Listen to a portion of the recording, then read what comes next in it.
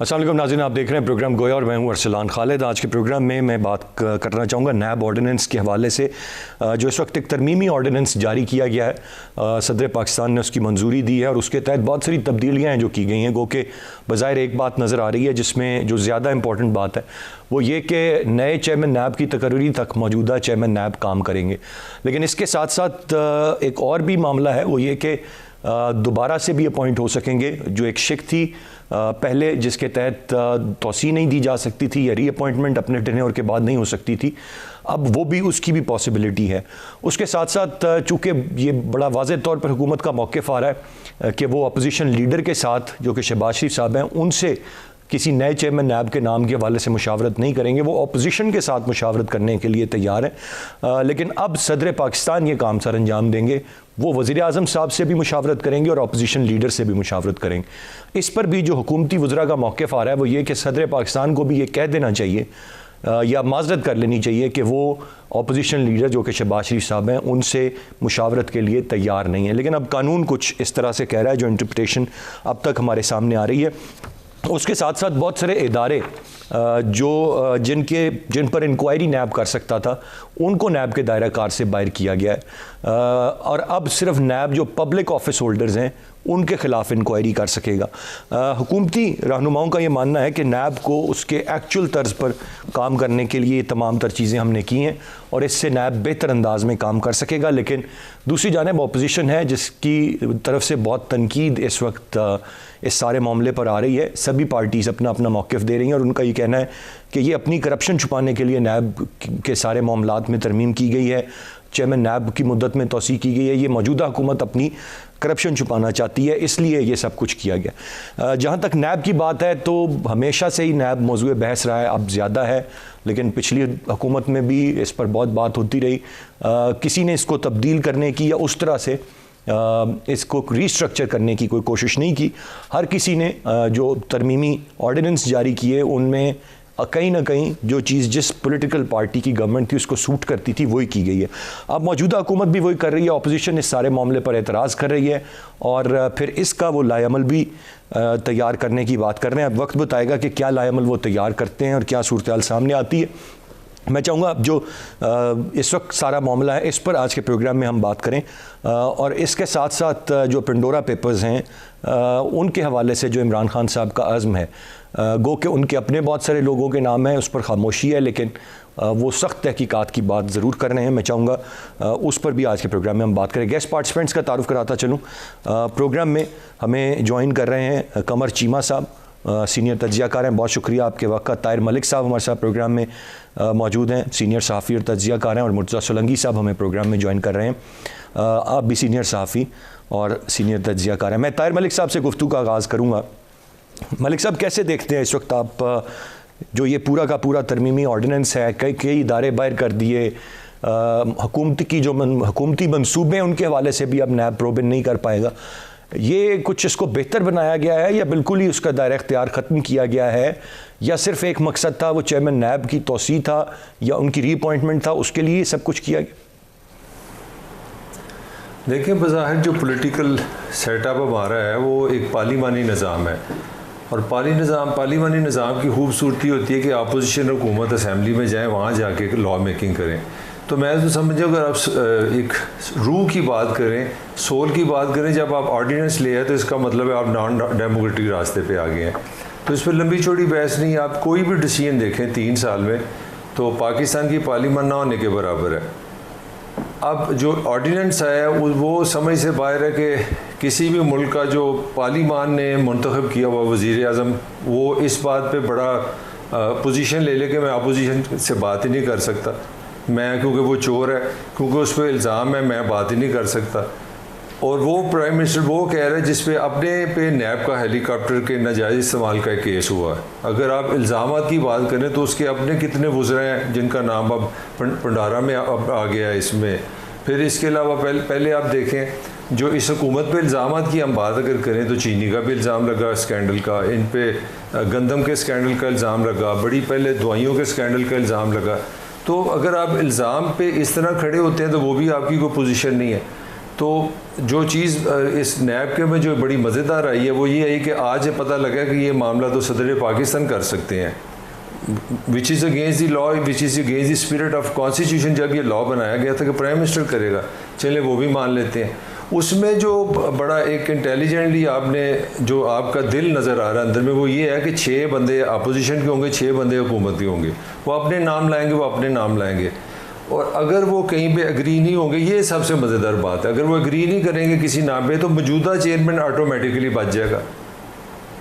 तो ये बड़ी दुख की बात है कि एक मुल्क जो है 70-72 साल से डेमोक्रेटिक अपना शोर डाल रहा है, आर्मी चीफ रिटायर नहीं होता कि वो कहते हैं ये फ़र्द आप अफराद को बचा रहे हैं, आप उनको एक्सटेंशन दे देते हैं।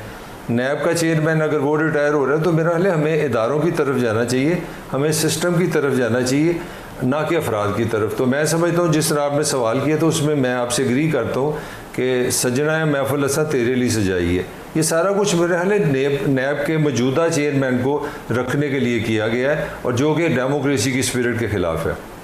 राइटली सर जी गुफ्तगू का सिलसिला जारी है, एक ब्रेक की जाने बढ़ेंगे, ब्रेक से वापस आकर मजीद बात करते हैं, साथ रहिएगा।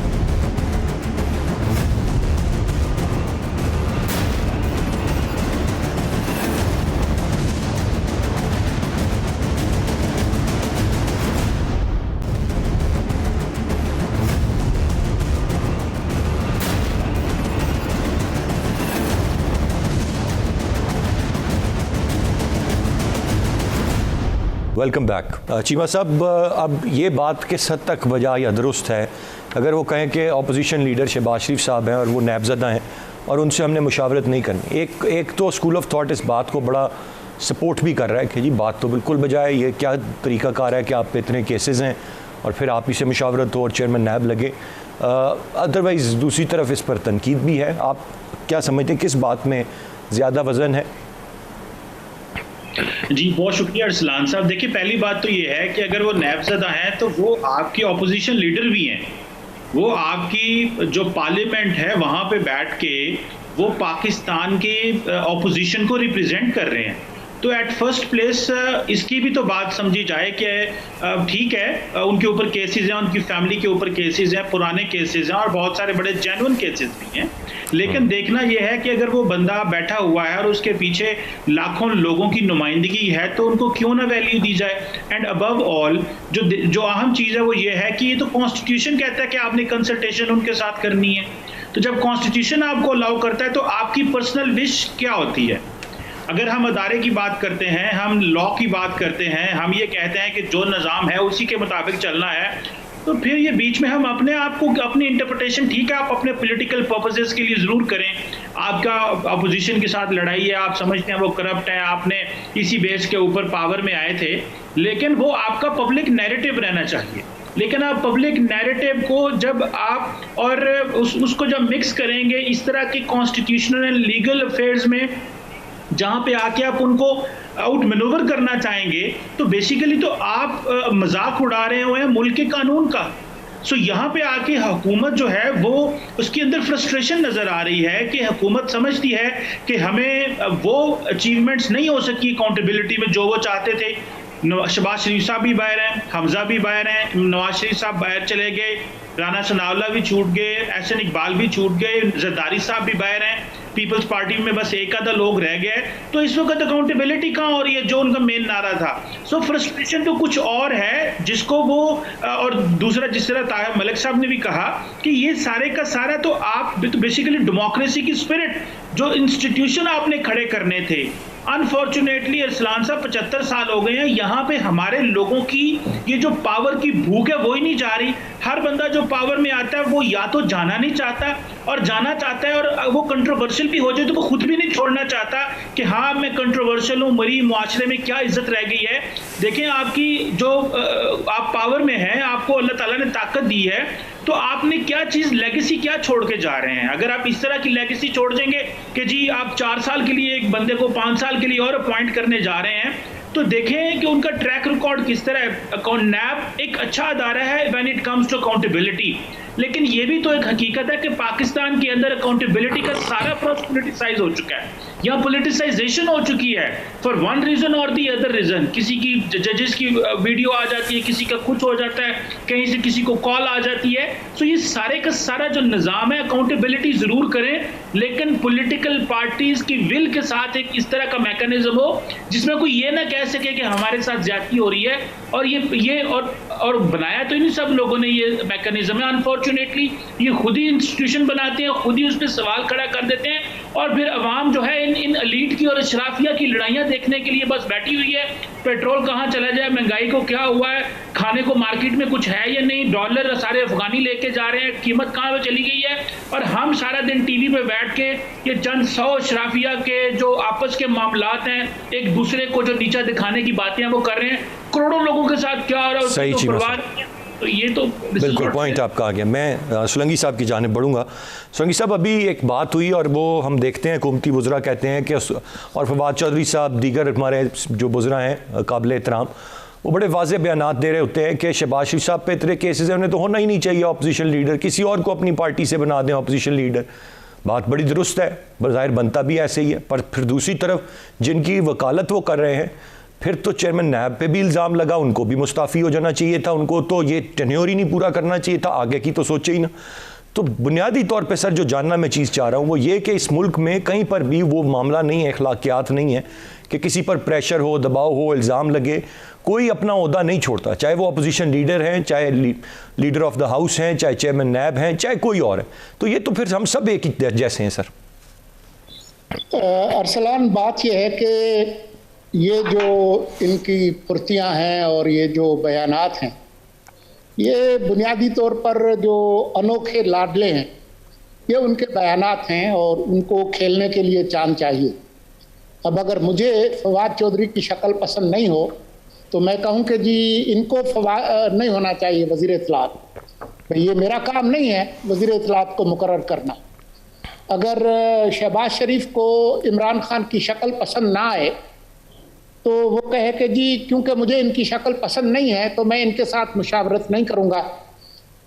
तो बात यह है कि पार्लिमान ने जिस कायदे-ए-ऐवान मुकर्रर किया है वज़ीर आज़म तो वही होता है। अपोजिशन की अक्सरियत ने जिसको अपना कायद बनाया है, लीडर ऑफ द अपोजिशन, वही होता है। तो अगर आपको ये कानून आइन पसंद नहीं है तो उसको तब्दील कर लें, मार्शल लॉ लगा दे, कोई और जो तरीका कर ले।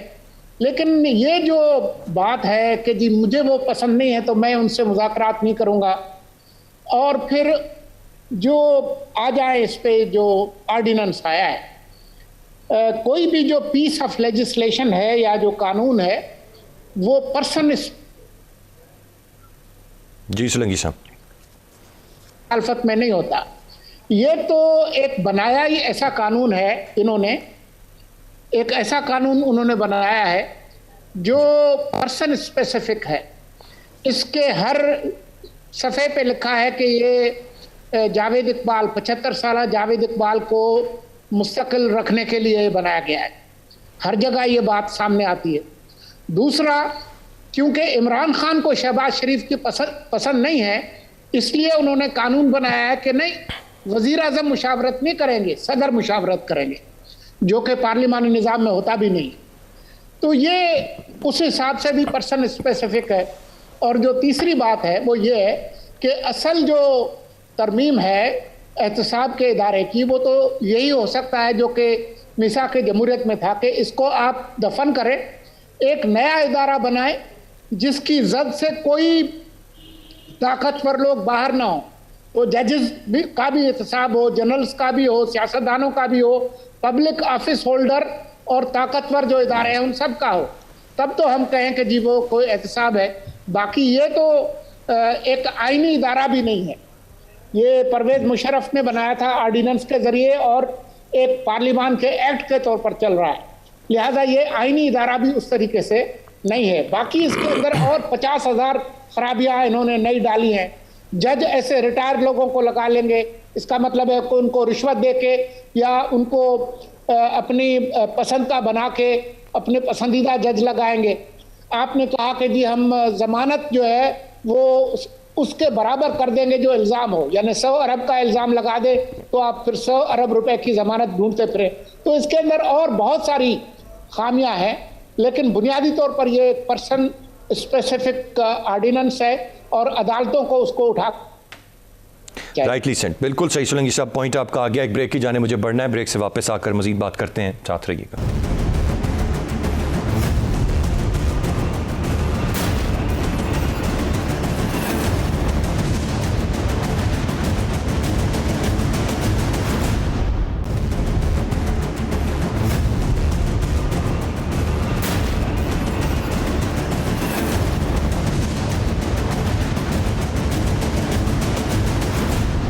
जी वेलकम बैक। ताहिर मलिक साहब, जो एक चीज़ मैं जानना चाहूँगा यहाँ पर, तो जो एक बात थी, जो नारा था वो इदारों में रिफॉर्म्स का था, इस्लाहात का था, वो पुलिस में होनी थी, जुडिशरी में होनी थी और पता नहीं कहाँ कहाँ होनी थी, और बिल्कुल इदारों ने ठीक तरीके से काम करना था। लेकिन यहाँ पर हम देख रहे हैं कि ये अब 3 साल के बाद इस वक्त जो हुकूमत कर रही है, चाहे वो इलेक्शन का सिस्टम हो, इलेक्ट्रॉनिक वोटिंग मशीन हो, नैब हो, एहतसाब का, सारी चीज़ें ये टेलर मेड अपने लिए कर रहे हैं। बज़ाहिर ये लग रहा है कि जिससे हम बचें और दूसरा फंसे।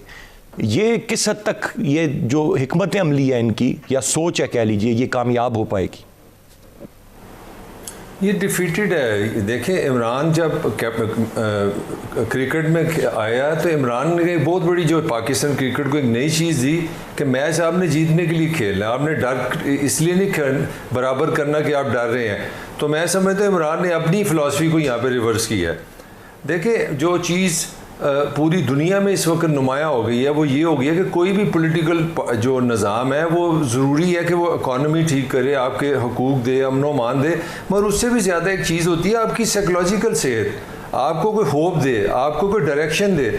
मतलब जुल्फ़िकार अली भुट्टो आज भी माइनस नहीं हुआ सिर्फ because of just one word, and that word was रोटी, कपड़ा और मकान।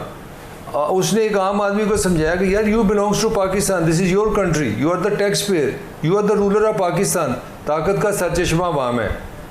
उसने साइकोलॉजिकली एक हेल्थ दी पाकिस्तान को, एक बिहेवियर बदला। अब इमरान का जो सबसे बड़ा इशू है कि एक एग्जैजुरेटेड माइंड आया जिसने 21 साल पीटीवी पे खबरनामा सुना और जियो की खबर सुनी और उस पर फ़ौरन बयान दे दिया। जो नवाज कर रहा है, जो जरदारी कर रहा है, उसके खिलाफ बयान दे दो। मैं ये गलत है, बिजली महंगी ये चोर है, पेट्रोल महंगा हुआ ये चोर है, डॉलर महंगा हुआ ये चोर हुआ। तो आपने एक ऐसी एक्सपेक्टेशन बना दी थी कि यार एक नया पाकिस्तान बनेगा जिनमें वाकई चीज़ें बेहतर होंगी, और उसमें नंबर 1 चीज़ थी इंस्टीट्यूशनल मेकिंग। वहीं आपकी सबसे वीकनेस हो गई है। 2-3 चीज़ें मेरे हाल में साबित हो गई हैं कि एक तो इमरान का जो वीएन था लगता है वो साइंटिफिक नहीं था, इंफॉर्मेशन बेस्ड नहीं था। दूसरा जो टीम शीम का रोला था 21 साल की तैयारी, वो टीम भी नहीं है। अभी कल मैं हंस रहा था, वो चौहान बेचारे ने 3 सालों में, कल वो प्रेस कॉन्फ्रेंस मीडिया से बात कर रहा था, यार मुझे पता ही नहीं, मैं फिर फायर हो गया हूँ। A man has experience 2 time. एक तर्जमान को आपने पंजाब से 2 दफ़ा फायर किया और दोनों दफ़ा उसको पता नहीं, साफियों से पूछ रहे हैं। इतनी मुश्किल मजाजी है, इतनी अच्छी आप चीज़ों को मैनेज कर रहे हैं। तो मेरा ख्याल है कि जो इमरान की फेलियर, जो मैं ऑनेस्टली समझता हूँ, पाकिस्तान बहुत हैवी प्राइस पे करेगा because of the expectation. Imran एक पढ़ा लिखा, ऑक्सफोर्ड का पढ़ा हुआ एक हीरो, एक फाइटर, एक हॉस्पिटल बनाने वाला हीरो ऑफ पाकिस्तान था, और इस सोसाइटी ने पहले कोई हीरो पैदा नहीं किया। हीरो को तो आपने 2.5 साल काल कोठरी में रखा। अब रो रो के इस नौजवान को, हमारी एज को तो पता कि कुछ नहीं होना, मेरे लिए तो कोई खबर नहीं। I am really worried about the youth of Pakistan. आप इस वक्त 65% पॉपुलेशन आपकी डिप्रेस है, क्लिनिकली मैं बात कर रहा हूँ, साइंटिफिकली, और मुझे लगता है ये राइज करेगा और पाकिस्तान बड़ा मैसिवली इकोनॉमिकली तो जहाँ जाएगा ये साइकोलॉजिकली डिप्रेशन की तरफ जाएगा। बिल्कुल सही जी, उम्मीद करते हैं ऐसा ना हो, बट रियलिटीज़ कुछ इसी तरफ इशारे कर रही हैं। कमर चीमा साहब, पिंडोरा पेपर्स के मामले पर जो खान साहब का अज़्म है, कैसे देखते हैं उसे आप, और किस हद तक वो इसे कंक्लूड करेंगे? ये उतना ही ये वैसे ही अज़्म है जैसा मुख्तलिफ माफियाज़ के ख़िलाफ़ उनका माजी में रहा है, या ये इस दफ़ा कुछ मुख्तलिफ है?